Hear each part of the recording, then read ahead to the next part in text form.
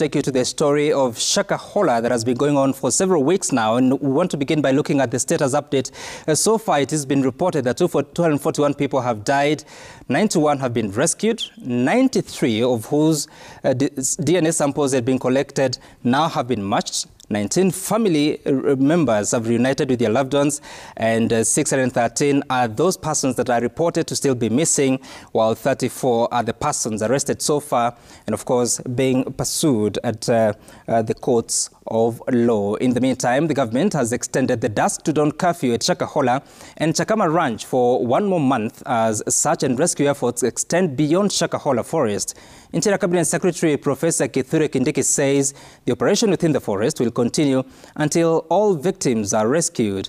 This as more mass graves have been discovered, and the second phase of autopsies that began today shows starvation as the main cause of death. Brenda Wanga reports. A return to controversial cleric Paul Mackenzie's abode deep inside Shakahola forest paints a picture of a settlement hurriedly deserted, the remnants of a way of life that has left hundreds dead and even more missing. Security agents have been camping in the forest, combing the area in search of survivors and unearthing graves.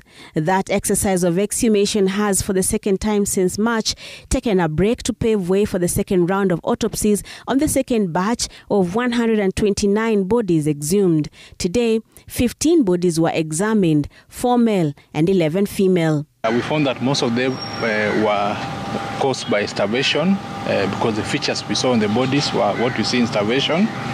These were 10. 4 of these we were unable to find the cause of death because of the level of decomposition. They were too much decomposed that we were unable to ascertain the cause of death. But one of them was caused by head injury.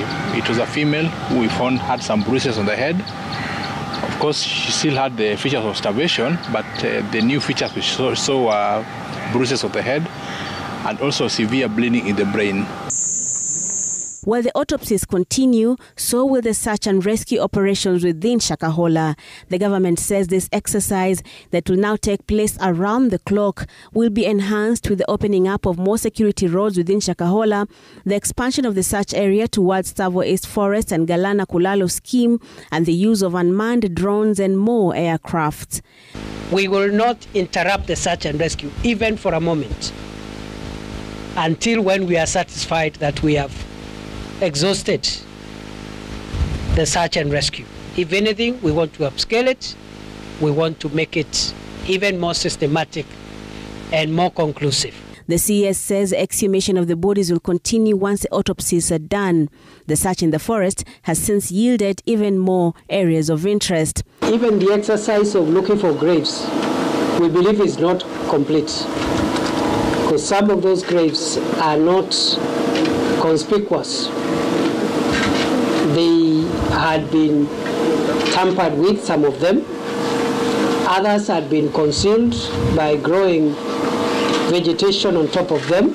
We have about close to 10 mass graves. We don't know the contents. The government at the same time says it is training its eyes on other organizations operating in the style of the controversial preacher Mackenzie, with the CS calling on the Communication Authority of Kenya to pull down from social media such teachings that are detrimental to public health.